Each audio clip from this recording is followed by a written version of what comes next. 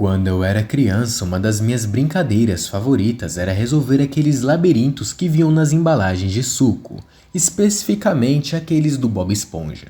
Eu passava um bom tempo tentando encontrar o caminho certo, como se fosse realmente a coisa mais desafiadora do mundo. Mas, com o tempo, eu descobri aquele truque de sempre encontrar a saída começando pelo final.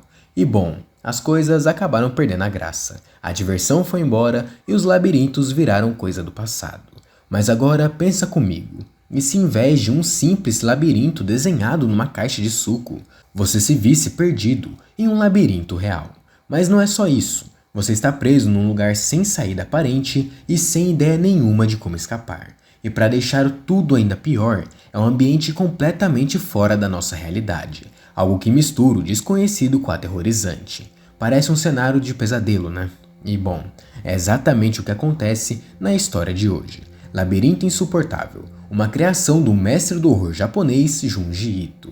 Então você se prepare porque a gente vai mergulhar numa narrativa cheia de suspense, tensão e reviravolta, que com certeza vai te deixar presa até o final desse vídeo. Não se preocupa, você não vai estar sozinho até o final.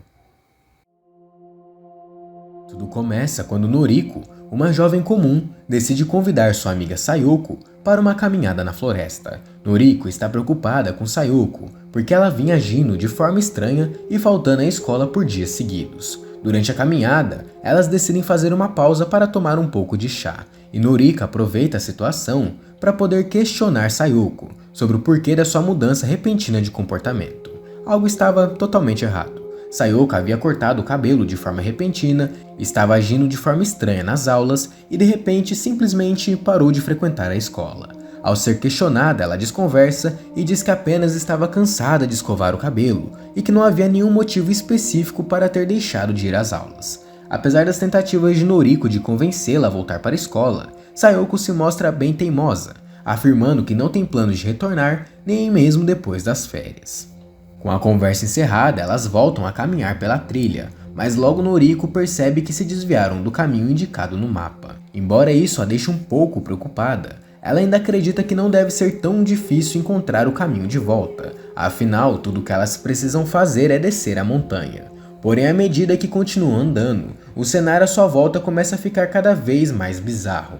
Monumentos estranhos, uma estátua gigante de Buda e monges em treinamento aparecem em seu redor, como se estivessem num lugar sagrado perdido no tempo. É quase como se a floresta escondesse um segredo antigo, algo que não pertence nesse mundo moderno. Noriko tenta chamar a atenção dos monges para pedir informações, mas eles a olham e ignoram elas, como se elas fossem invisíveis. Isso só aumenta a sensação de desconforto. O sol já está começando a se pôr, e as duas decidem que a melhor opção é continuar descendo a montanha. Mas, no meio do caminho, um homem misterioso aparece, alertando-as de que entraram em uma área sagrada, isolada no resto do mundo. Ele menciona que é fácil se perder ali, tanto quanto é difícil sair daquele local. Apesar do tom de aviso e bem incômodo, ele se mostra prestativo e sugere que as meninas passem a noite no templo, já que o ambiente à noite pode ser bem perigoso. As garotas, sem muita opção, aceitam a sugestão e seguem o homem até o templo. Os três caminhavam em direção ao templo, onde éramos apresentados ao local. O homem dizia que ali as pessoas aflitas apareciam em busca de bem-estar espiritual, já que a meditação dali curava suas feridas.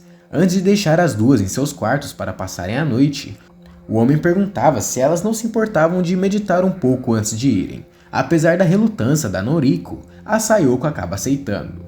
Na madrugada do dia seguinte, às 3 da manhã, as jovens meditavam e nos era revelado o motivo pelo qual Sayoko não estava mais indo para a escola. Ela havia ouvido duas pessoas cochichando, fofocando, sabe?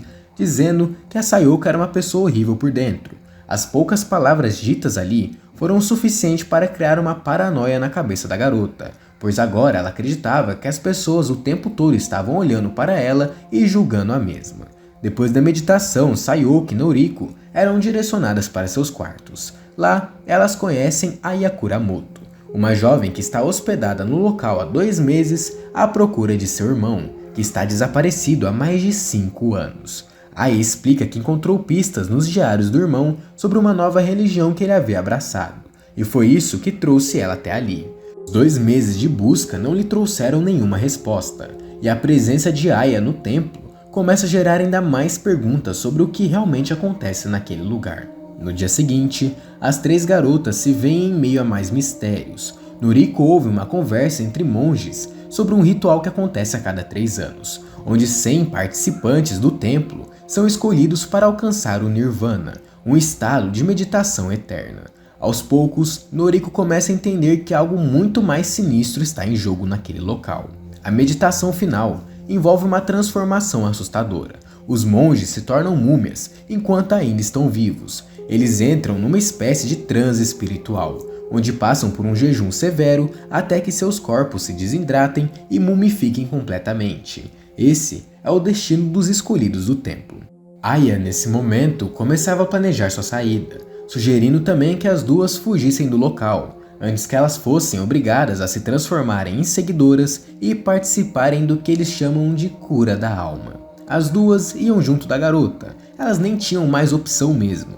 Elas buscavam métodos de sair dali, estava escuro e aquele local já era normal de se perder. Enquanto caminhavam novamente, encontraram o gigantesco Buda, que acharam no começo da trilha. Foi ali onde as luzes das tochas dos monges que estavam participando daquele ciclo sumiram. Aya encontrava uma porta atrás da estátua de Buda, e apesar do medo, as 3 garotas entravam no local. Afinal, não tinham muitas opções de onde realmente poderiam ir. Depois de descer completamente a escadaria, elas encontravam um corredor que parecia ser simplesmente infinito. Ele ficava cada vez mais estreito a cada distância percorrida.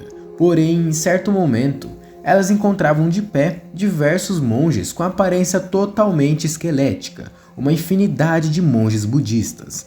Haviam tantas múmias ali que a única conclusão que podíamos tirar naquela situação é de que esse tipo de ritual com certeza era praticado há centenas de anos, mumificar-se em pé, atingir o Nirvana. Aya tentava procurar seu irmão ali do meio, enquanto as 2 garotas tentavam segui-la, afinal não tinha mais para onde ir. O corredor começava a ter divisórias, revelando-se ser um labirinto assustador repleto de múmias, e quanto mais longe elas iam, mais recentes as múmias eram. Aya, de repente, conseguia encontrar o seu irmão. Quando via seu estado, ela simplesmente perdia toda a esperança e desistia de seguir em frente. Noriko e Sayoko, no entanto, não têm outra escolha senão continuar. Enquanto caminhavam pelo labirinto, Sayoko começava a entrar em crise de pânico. Ela revelava que sempre teve esse medo de ser observada, de estar sob o olhar constante de outras pessoas. E naquele momento, com as múmias ao redor, ela sente que estava sendo observada o tempo todo. Noriko tenta acalmá-la, dizendo que era impossível de que as múmias estejam olhando para ela. Mas ao levantar os olhos, Noriko percebe que os monges vivos, aqueles que acabaram de entrar no estado de meditação eterna, estão sim observando as 2 garotas. Era como se elas fossem suas últimas alucinações antes deles sucumbirem à eternidade. Fim da história. Bom galera, esse é o final da história Labirinto Insuportável. Eu sei que ele não é nada tão chocante assim quanto as outras histórias que eu já trouxe aqui do Junji Ito. Ele não é uma parada tão explícita assim quando foi com a história da modelo fotogênica ou até mesmo da história de Hellstar Remina. Mas mesmo assim, eu espero que vocês tenham curtido bastante essa história. Eu fico muito feliz de verdade de você ter acompanhado esse vídeo até aqui. Eu vou ficando por aqui, muito obrigado mesmo e até o próximo vídeo.